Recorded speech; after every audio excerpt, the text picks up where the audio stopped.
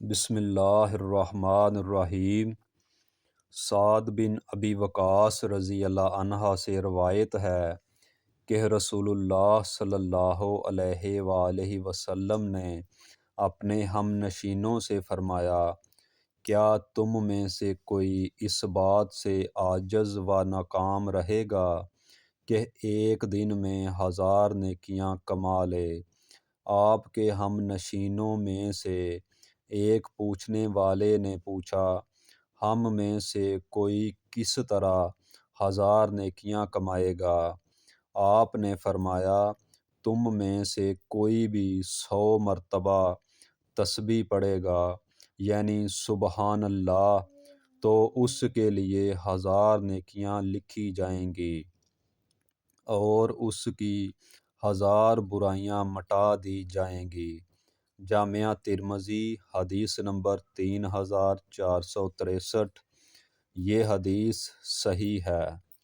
جابر رضی اللہ عنہ سے روایت ہے کہ نبی اکرم صلی اللہ علیہ وآلہ وسلم نے فرمایا، جس نے سبحان اللہ العظیم و بحمدہ کہا، اس کے لیے جنت میں کھجور کا ایک درخت لگا دیا جائے گا۔ جامعہ ترمذی حدیث نمبر 3464۔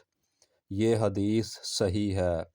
حضرت جابر رضی اللہ عنہ سے روایت ہے کہ نبی اکرم صلی اللہ علیہ وآلہ وسلم نے فرمایا، جو شخص سبحان اللہ العظیم و بحمدہ کہے گا، اس کے لیے جنت میں کھجور کا ایک درخت لگایا جائے گا۔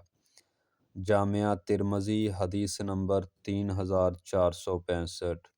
یہ حدیث صحیح ہے۔ حضرت ابو ہریرہ رضی اللہ عنہ سے روایت ہے کہ رسول اللہ صلی اللہ علیہ وآلہ وسلم نے فرمایا، جو شخص 100 بار سبحان اللہ و بحمدہ کہے گا، اس کے گناہ بخش دیے جائیں گے، اگرچہ وہ سمندر کی جاگ کی طرح ہوں۔ جامعہ ترمذی حدیث نمبر 3466۔ یہ حدیث صحیح ہے۔